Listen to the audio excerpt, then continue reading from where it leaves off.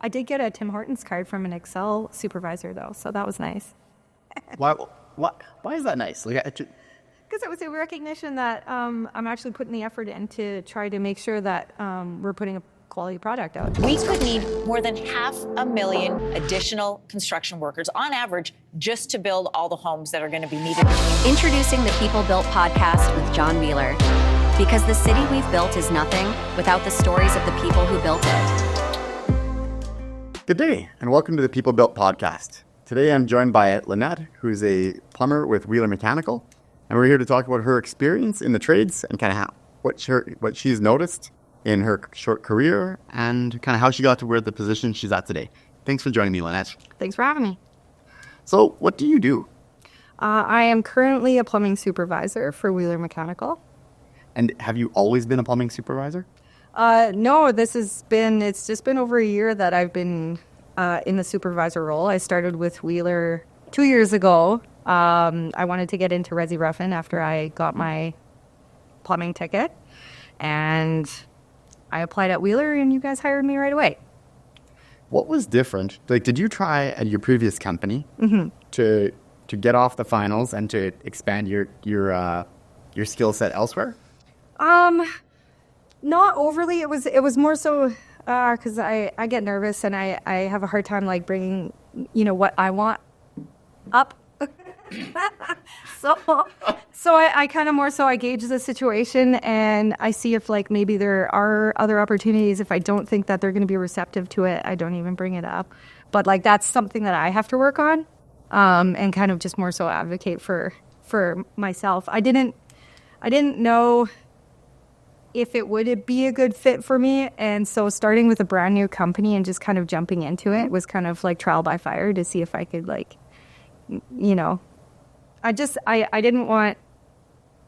wanted to start fresh in it, I guess. I didn't want any prerequisites or whatever of being with a different company and then I don't know, having, well, you've only been on finals, so I don't know if this is going to work out or whatever, So starting with Wiehler, it was like, okay, let's see what you can do. Like, for me, I see it the same way. Like, I'm amazed how common it is that people have what I'm going to say is very small issues, but that they don't bring up. Mm-hmm. And I'm really interested in what do we do as a company or as an industry that to try to help people understand that your concerns are important. You might not get what you want, but if you approach me or your boss or wherever you work in a respectful manner, that we will in turn respect you with the answer. Because I feel like there is so much fear when you speak about, I was concerned that if I go from finishing to roughing in, that there's going to be a higher level of expectation, right? There's going to be, it's not a fresh start. I'm not going to have the same opportunity just to come in from scratch and be able to make mistakes, right? Versus starting somewhere completely new, right? So how do we set up a conversation to have that, the guy with the gas car, easy one, right?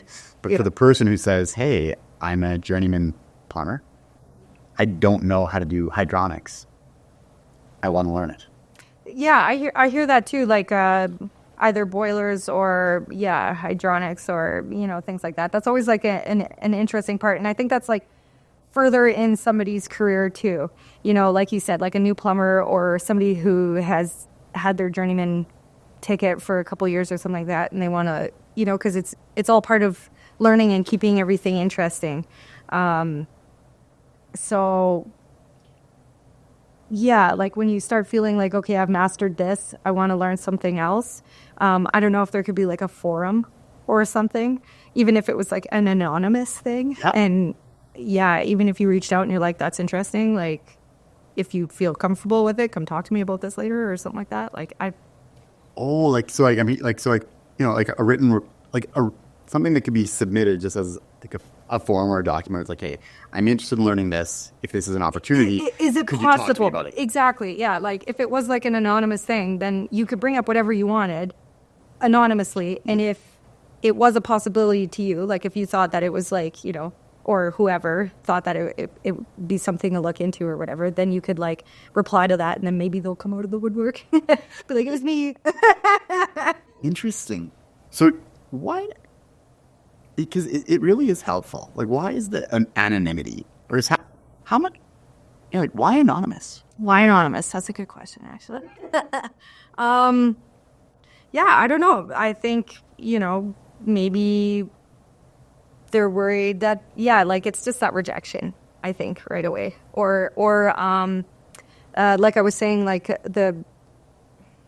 because that person and you've seen their work before, that you're going to shut them down immediately about it. If, or they're like, I know I haven't done the best work or whatever, so I'm worried that they're not going to give me the opportunity to focus on this aspect or something along those lines. I don't know. I'm speaking from my own kind of experience, but yeah. Because what you need from the supervisor, the employer, right, from the company, is that like the non-judgmental, like just hear the request for what it is, and then you provide that platform that says, hey, maybe you're not the best finisher, and you want to try roughing in, and maybe that's going to be a better fit for you. Yeah. Right. And to not have that lens of either, let's say, or maybe you are the best finisher. Right. And I think this is one that I find is one of the most difficult requests to deal with from an employer perspective, is when we have someone who is amazing at what they do. Like, and we'll use and they don't want to do anything else. No, and then they do want to do something else. Also, yes, fair enough. Yeah. And then you're like, but we kind of need you. We kind of need you here. And I think that's where the anonymity comes from too, or whatever, because it's like, okay, you don't know that I'm this person, that you need me in this position. I guess. I don't know. And I think that anonymity really does help in that regard, because I'm amazed how many times it comes up, right, where the goals of our employees for themselves are not in line with our goals for that employee, for ourselves. Yeah. Right? And so the person who says, I'm a good finisher and I just want to finish for the rest of my life. Yeah. They're so easy to place within an organization. Yeah. Because as long as we have enough work, right, then we can have a job for that person. We never arguably ever have to worry about those person's needs ever again. But dealing with people who have ambitions that are, dealing with people who have ambitions, I find is incredibly difficult to deal with within the company. Because for your journey, just within Wiehler, what I've heard you say is, you came here with no roughing experience. You wanted to rough in. You were willing to do whatever it took to learn those skills, right? Then you have an injury, right? That's outside of work, right? we worked with you for that to try to bring you back. Then there's a whole new skill set that you recognize that you're good at managing people. You're good at documentation. You're good at communication. Yeah, good. Right? It's a journey. Right? And then to go and then those check-ins that start to happen. Well, how is that going? What is going on? And the amount of work then for the company to take on is a lot more. But then on your end, that ability to be in a position where you are uncomfortable, you don't feel you don't feel stable because it's outside of your core competency, right? And then to couple that with what I think is highly common, where people really do struggle advocating for themselves. Especially to go well, I don't know if I'm doing a job. Am I good at this? And I think there's something that's very challenging for people to go from, were you good at finishing? Yeah. Were you really good at it? Yeah, I'm pretty good at it. Yeah. Right? And does it feel good to be Yeah, it makes me feel confident, I know I can do that. I can, and even not just finishing, if there are any issues like a toilet flange is too high, there's something wrong with the shower valve or whatever, I'm pretty confident that I can figure out how to make it work. If for some reason there is a leak when I'm testing or something like that, I know I can fix it. Actually, the supervisor role kind of came into play with that, because it's more so okay, you're the supervisor, you don't need to ask me every time you have to cut drywall to fix something or something like that. I make that call now on my own. Yeah. Whereas when you're just that person finishing, it's I don't know what to do. So getting put in the supervisor role has added another level of confidence to my skills and being able to make the right decision and stuff. So do you feel adequately prepared for that career transition? Is it different? Yeah, so I had never really had had to deal with the, I guess, like time management as much, or like the process. It's taken me a bit to learn the process. QC this, a day after this, get a list out, go check it afterwards, make sure all the work got done, like just that like process of, and then rinse and repeat, like check the house over and over again kind of a thing. And, I always worry that like, yeah, again, am I doing a good job? Am I catching everything? Am I, Are you doing a good job? well, I hope so. Do you catch everything? No. No, a lot of times there's things where it's like, a drain didn't get offset into a wall and it's sticking out of the drywall and it's final time and now we have to cut drywall and take flooring up. Oh my God. And you missed it during your quality. And I missed it, during my QC. So it's stuff like that. It's How many mistakes a week roughly do you think you make? oh my God, why are you asking me this? None. Oh man, you want my job? No, it's if I have like 4 or 5 emails a day, that's a good day. Yeah. Yeah, I try not to miss anything, but it's a really test in humility or whatever. Like, yeah, It's a super hard question. you got to take, and it's not work that you did either, right? I didn't rough this house in, but I have to make sure that it's, good. Perfect. Perfect. Yeah. And so, yeah. And then finding that balance between, okay, I wouldn't have done it this way, but it works. So I don't necessarily need to send them back to like, fix this. But it doesn't look nice. But it's going to get buried. So there's that balance too. So It's a major balance. Like, for people who don't know, who are not in the industry, like how many mistakes, right, are tolerable by our clients, right? Like how many drains that miss a wall are allowed, per year? oh man, I try to make sure that none of the drains are sticking out of the wall. Like But how many will our clients accept? none. None. Yeah. How many water leaks per year will our clients accept? Recognizing that every single one of our staff are human beings, and there's probably 2,000 joints per, about 2,000 joints per house. How many water leaks are acceptable on a per year basis? Zero. Zero. Right? How many drain locations are we allowed to miss on a per year basis? Yeah, zero. Zero. Yeah. Right. How many times are you late you miss a scheduled date and the person goes, oh, that's fine, don't worry about it, it happens. Yeah, no. Right? There's a lot of expectations put on us, and with the high volume with residential too, like that's the thing. Like commercial, you're in the same building every day. You can check those rooms over and over and over again, make sure everything is sweet. And generally it's a heated building, so you can throw out water tests on and things like that. With the cold on a residential with no heat, it's really hard to the guys were saying when it was really cold, they were trying to test, and it's just freezing as soon as it gets to the top, so they can't get water out of the tubs and stuff. So it's like, okay, well, we got to wait for a warmer day to be able to do this. So I kind of have a running list of all the houses that we got to return to to fully test those. And then also I'm trying to get the water onto houses that have the furnaces going in the drywall. I want to get the water back on right away to those, but they've turned the water off at the curb. So now we need locators and shovels and stuff to find those curbs again to get the water back onto those houses. So that's, it's like 50 houses. So. And they're all moving. And they're all moving. Yeah, because is anybody stopping the schedule or slowing the schedule down because it's minus 25 last week? No movement. It's just.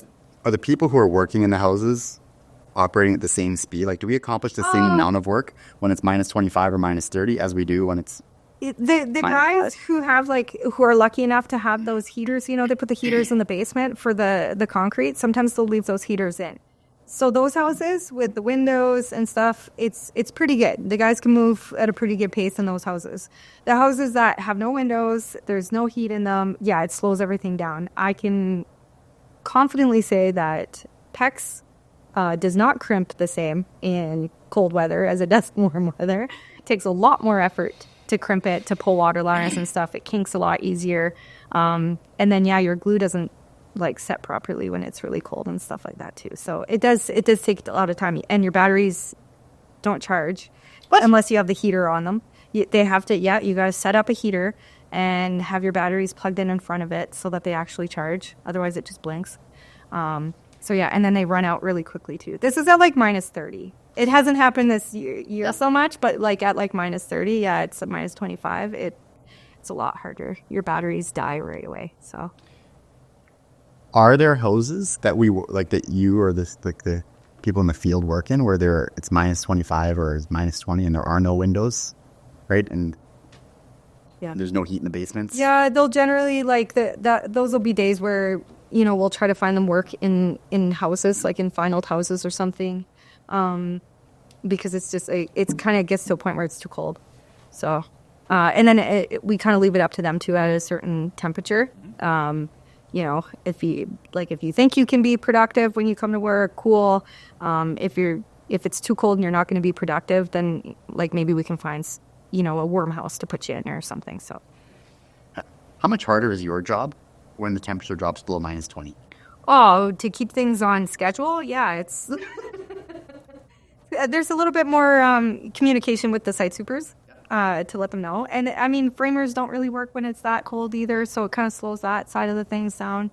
It's just, there has to be more of an expectation. It's the builders that want to keep the same schedule, and we have to like constantly remind them, okay, it's really cold. We're going to be a day behind on this house or something along those lines. So that's been an interesting thing to learn, but for somebody who struggles with communicating, like so you said you struggle communicating your own like hopes and needs and wants. Yeah. In your position, it sounds like you're consistently communicating your needs, hopes, and wants. Yeah. Do you see the contrast? But it's not for me. Okay. It's for somebody else. I can advocate for other people. Yeah. I just have a harder time advocating for myself. So if it's like, if somebody's freezing and whatever, like I'm worried about them, I will say something. But they also have to let me know. I have a way easier time speaking up for somebody else. That's definitely been my experience with you as well. Is like you've done a great job of like being able to articulate like, hey, like we're behind, we're ahead, like this is what's going on, and they're all communication about like this is what my needs are. I need heat, I need the gravel, I need these things. And so it is really cool to see that balance, and then for other people to recognize too that just because you can do it for the people underneath you, like for the people in the field, just because you can do it for the company, it does not necessarily mean that you can do it for yourself. Yeah.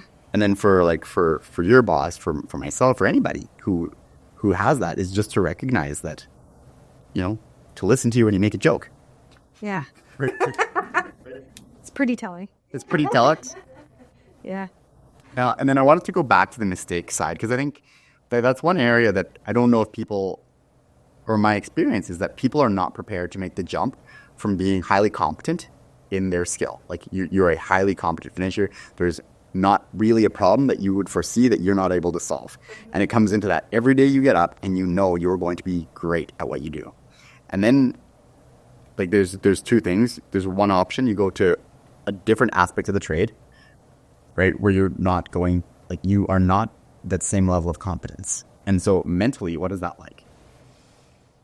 I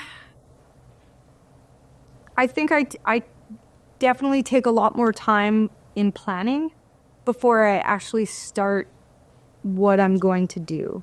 Like as far as like roughing in, like finals, I just, you can just jump into it and start putting stuff in. When I'm going to something that I'm not as comfortable with, there will be a lot more like, drawing it out, or like I'm very visual. I see everything in my head. So I just kind of sit and plan everything out. Like it might be 2 minutes, it might be 5 minutes, because there might be something tricky that I have to get around. But yeah, I just find I need that time to kind of just take a couple minutes and think about it and plan it out, and then you put the fittings on the ground to see if it's going to work. Having the right tools is really helpful too. I know there's some guys who rough in with lasers, and that, cuts down a lot of mistakes, or making the mistakes is what takes a lot of time too. If you plan it out properly, less mistakes happen, less time taken to kind of work around those mistakes or fix the mistakes and stuff like that. Like, in a perfect world, like you say, all the fittings fit together perfectly up there. It looks straight, neat, and tidy, and but sometimes you have a plan in your head, you go to do it, and you're like, oh, shoot, I didn't think about how close this joist was, or, things like that. And you got to kind of work around that. Do you find that you had been pretty patient with yourself in order to learn these new skills? Yeah, so I do find I have to slow down a bit. And that's the thing about residential too, is there's a very set time schedule. So you have to quickly be really good at it, especially for roughing in. So, patient with myself, but at the same time too, like pushing myself to get that little bit better. And do you find that you get enough feedback for the positive, or how much feedback do you get that says you are doing a good job, that's affirming? Not super often. I will get Scott will be like, that was a rough week, you did a good job, like, thanks for taking care of all those things and stuff. So he does give me positive feedback and stuff. But, if he doesn't do that, I don't get it from anybody, unless I'll talk to my partner about it, and he's a plumber too. So I'll tell him the awesome thing that I did, and he'll be able to be like, oh, that's really good. Yeah. That's about it. Well, it goes back to self-advocacy. Yeah. What, I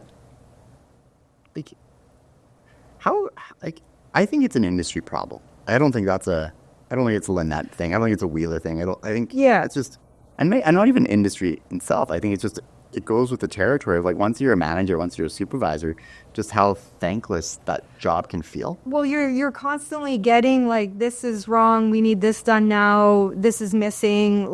That's all you're kind of getting, because those are the issues that need to be dealt with now. Nobody's like, oh, sweet, this house turned over and there were no problems. Good job. I don't hear about that. It's just, if I don't hear anything, that meant I did a good job.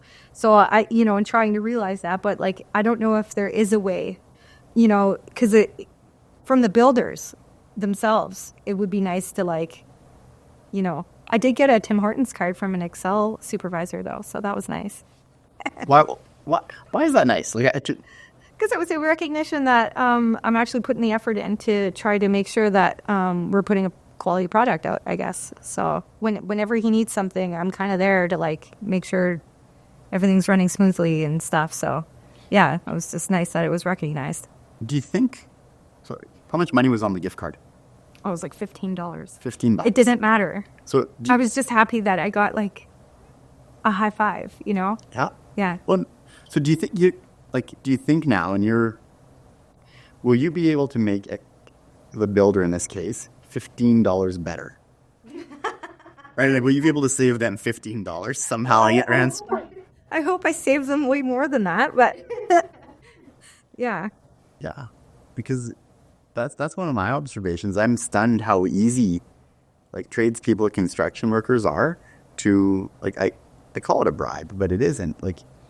What a trivial amount of money or recognition it is in the grand scheme of what we do, because these houses are hundreds of thousands of dollars, right? And there's probably 200 different trades that work on it. Mm-hmm. And you go $15 for one trade, or for one person who's working on this house every few months, right? And that connection to that, what you do actually does matter. And the actual value of the gift card versus the perceived value mm-hmm. is so disproportionate. Actual value down here, right? Yeah. Perceived value up high. Yeah. Right. And then in a role where you, like so many other people, are completely starved for affirmation. Yeah. Oh yeah. Well, and that's my personality too. It's I've grown up that way. I've always been this way, where I'm like, please tell me I did a good job.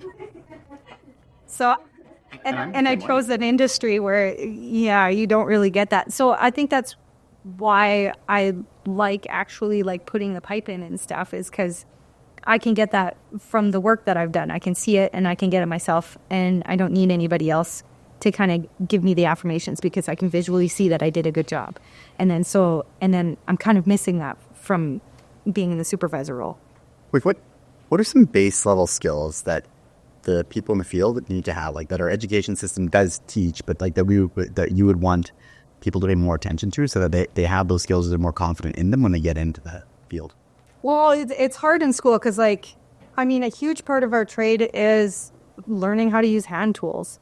I find some of the guys that are pretty green that get into our trade, they have a hard time screwing screws into, like, to put hangers up and stuff like that. Like just basic hand-eye coordination is a challenge sometimes. So it's really hard to teach that, because you can tell them how to do it, but until it like clicks, it's going to take a while for them to get used to that. And, and then it's kind of slows the whole process down. But so there's that physical part of it.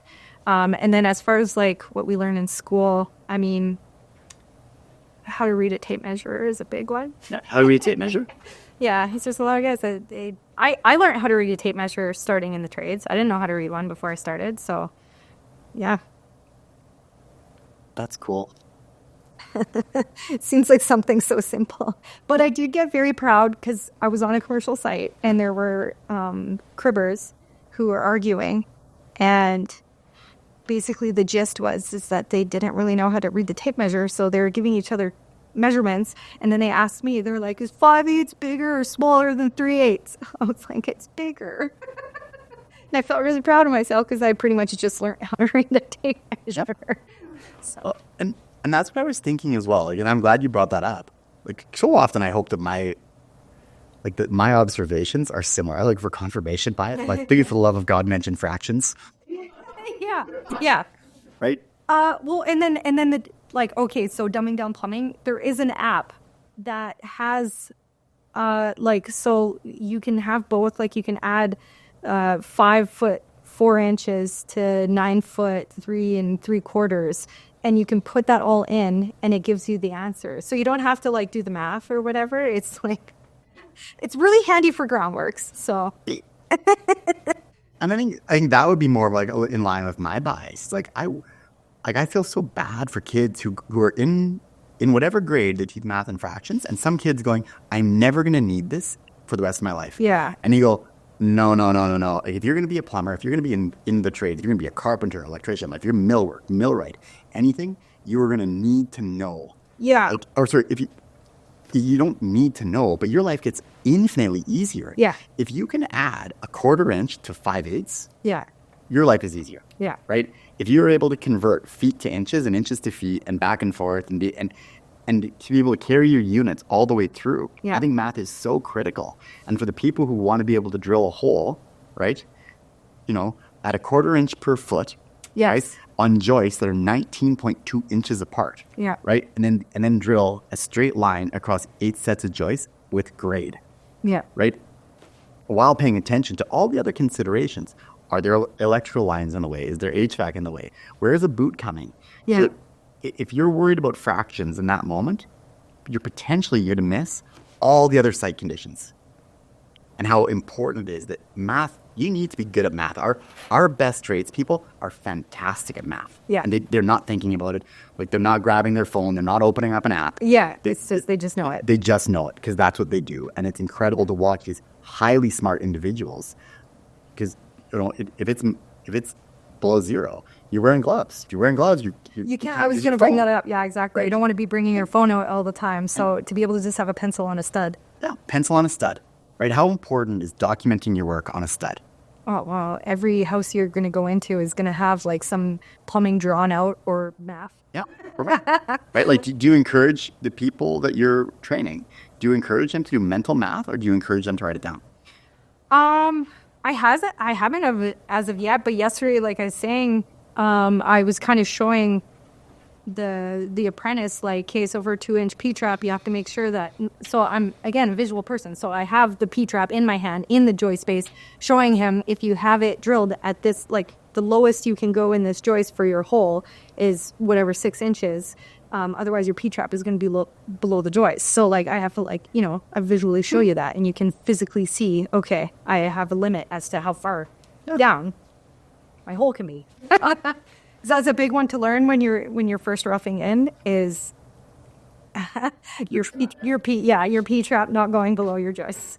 Yeah. How many times are we allowed to put a P-trap below the joist? Never. I think that's one thing too, Ed, that if there's one thing we can talk about, like, within the trades that I think that people who are outside the trades don't really understand. And, like, there was a news article in Global News. There was a video about a month and a half ago, 2 months ago, and they're talking about a home inspector. They're talking about the homes that are being built. They're being built too fast. And he highlighted several mistakes that should never happen because the home's new, right? And one of them was two of the three that they highlighted were actually plumbing related. So I paid a little bit of extra attention. Mm-hmm. And one of them was there was a drip inside the cabinet. Oh, yeah. Okay. So at final time, the P-trap wasn't tight enough or something along those lines. I look at that and I go, okay, well, there's the gasket right on the bottom. There's 2 connections there that I've seen leaks from. Mm-hmm. There's the where the rod goes in. I've seen a leak from that plug. Oh, yeah. Right? There's the thread at the bottom. I've seen leaks from there. Mm-hmm. There's the trap adapter where I've seen leaks from there. Right? And then there's the trap itself. And I think there's 7 or 8 points that for one reason or another could potentially leak. And as somebody who's done the job and if I believe taken pride, I've had all those mistakes. Mm-hmm. And then there was another one where you could see it was a drip in the ceiling. He used a thermal camera to identify that there was a drip in the ceiling underneath the shower. He said this mistake's unacceptable. Should never happen. Mm-hmm. And I thought, I wonder what other careers people get into, right? Where they have that scrutiny. Where that's the level of standard. Where, we're looking after 700 or 800 houses. There's 5,000 houses, let's say, built in Calgary. Each house probably has on average 4 to 5 sinks, mm-hmm. right? Each one of those sinks has 7 connections, right? So you go 5,000 times 5, right? It's 25,000. 7 connections, 25,000 times 7, right? Like, we're into hundreds of thousands of connections. And for someone to stand on camera and go, it's completely unacceptable that any home would ever have this drip. Yeah. And they go, unacceptable? I mean, it happens.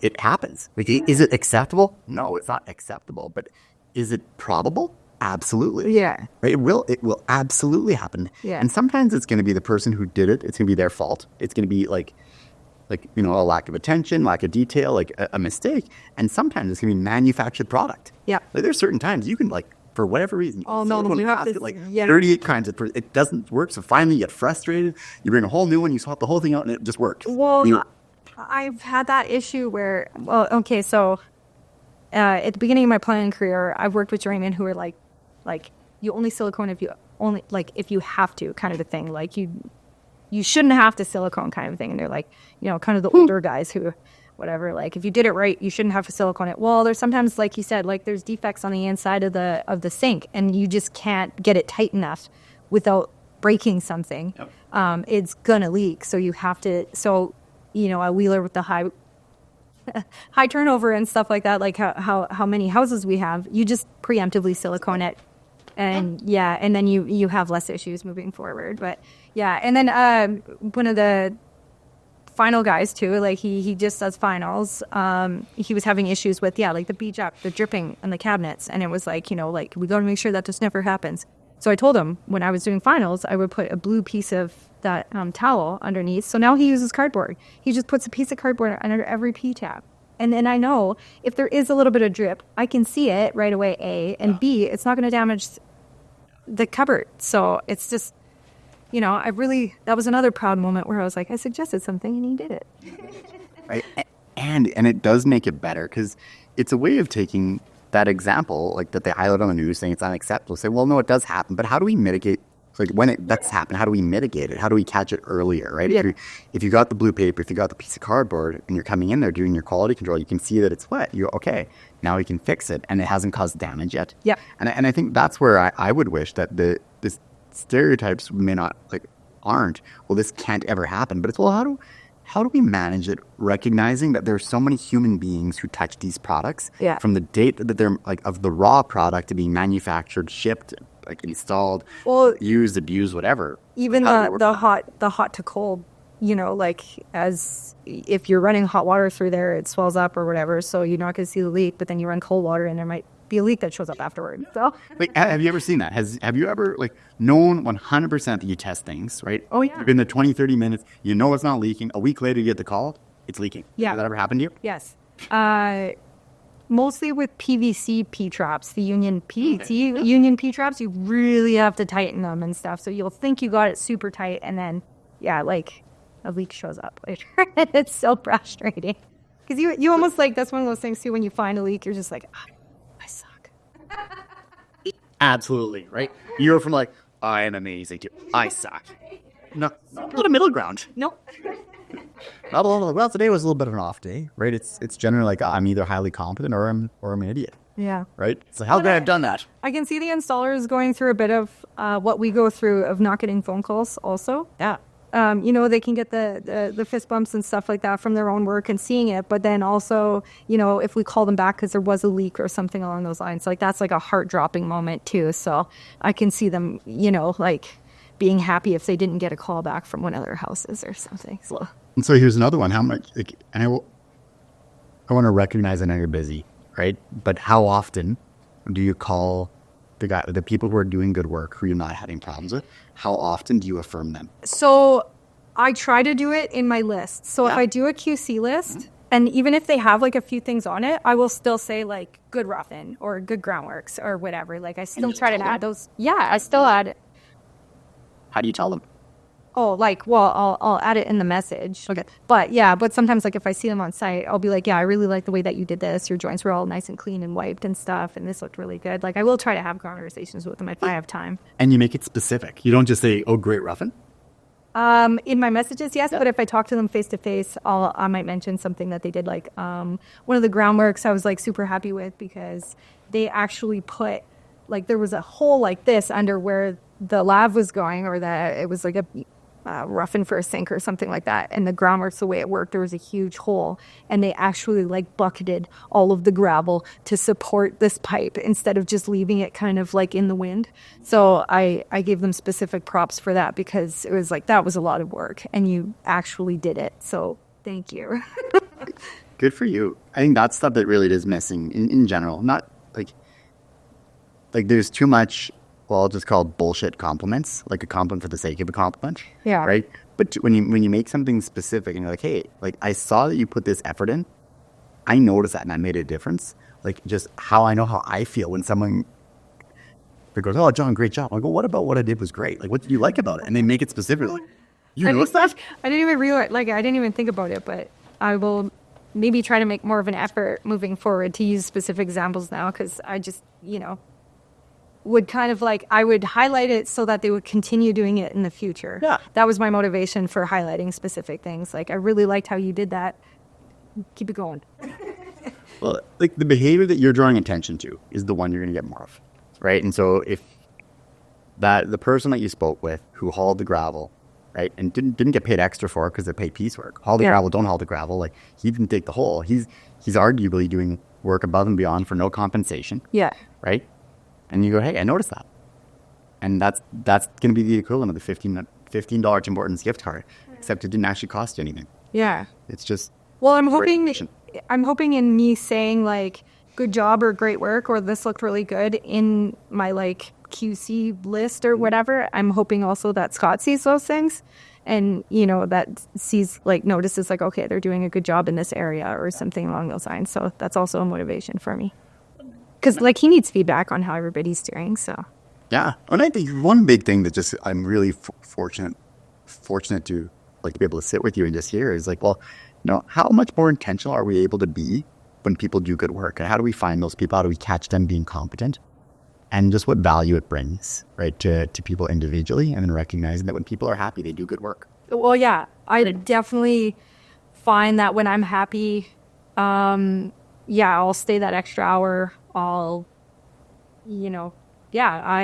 have less resentment about putting in hard work. Like I just like mentally handle it better when I'm happy at work, because it is a physical job and it's super hard on us. And, so if you're not feeling well, your back hurts and you're trying really hard and, and then you're also just like getting negative, like I need you to fix this, or it's just really hard to deal with. So if you can get a little bit of this job that you just did went really well and you did a good job on it, it's like, oh, okay, my back hurts, but I can tap it out. So if you could wave a magic wand, if there's one thing our industry could do better, or the company could do better, right? What would it be? I was actually talking to one of the girls about this. I think putting more emphasis on taking care of ourselves.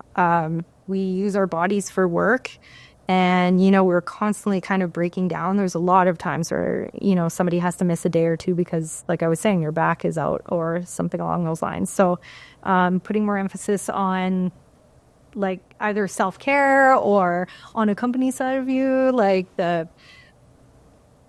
benefits, like having more coverage on physiotherapy or massages or things along those lines. Like the guys are like, it's like they're scared to go for a massage or something.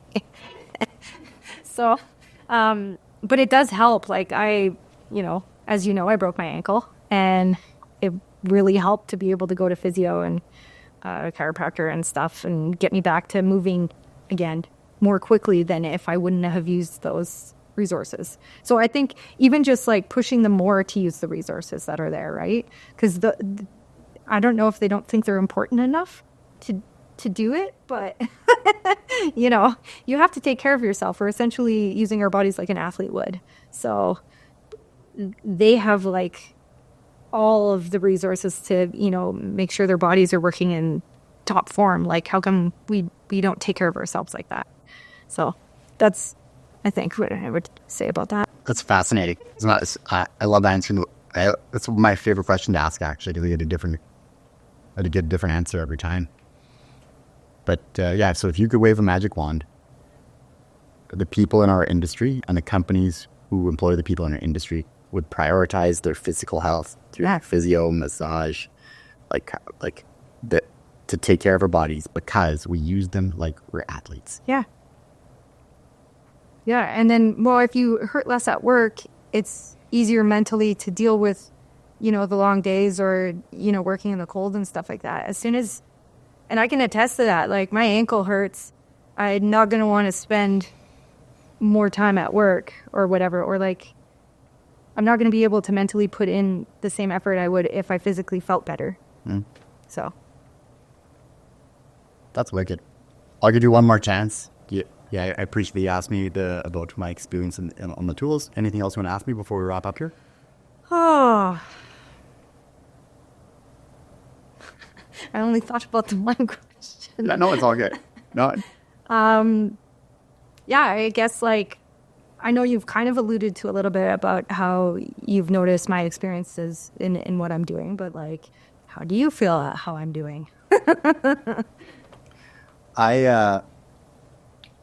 I watch the transition of our field staff into the supervision role and the management style roles so closely with our divisional managers. And it's been really cool to be able to speak with Scott, right, about your performance, right? Like, so, and to hear, like, that you do care about our staff, right? That you're not like punching a clock, right? You're doing a very difficult job in communicating with our builders, with Scott, with our staff, with apprentices, and you're doing it in a way that is earning the respect of our clients, right? I try to do my best to not just fall into that trap of, well, no news is good news. If we don't hear about Lynette, then it's clearly she's doing great, right? But it's been and another what I'd say too is Like, I don't know what it's like to be a woman, right? I am aware that anecdotally, women speak about how the trades can be difficult, right? And so I think it's really, I'm very proud of Wiehler as an organization when, like, you're in the role that you're in because you're great at what you do. Yeah, not because Right. of who I am. Like, and it's not like, you know, Wiehler has a policy that says we need X number of women doing something in our Yeah. company, because you know that, I know that, right? And I feel so much pride when I see someone like you, right? When I see you specifically rise up, own your role, and be fantastic at the supervision spot, at the developing people, the willingness to learn the different aspects of the trade, and to do it in an environment where you are not treated specially at all. There's probably some external factors that make it more difficult to put up with, and you've overcome all that. And I see that as a tremendous amount of success for you individually to have achieved. Well, thank you. Great question. That's it. Thanks so much for coming in. Yeah, no, Appreciate it. thanks for having me. Hopefully you guys all enjoyed that, and thanks for watching.